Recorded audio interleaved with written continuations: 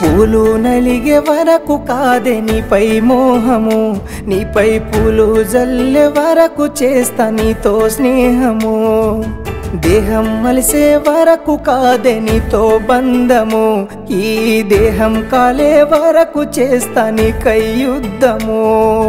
నల్ల మల్ల అడవులల్ల నలిగిపోతివా, నవ్వుతున్న పువ్వులాగే రాలిపోతివా,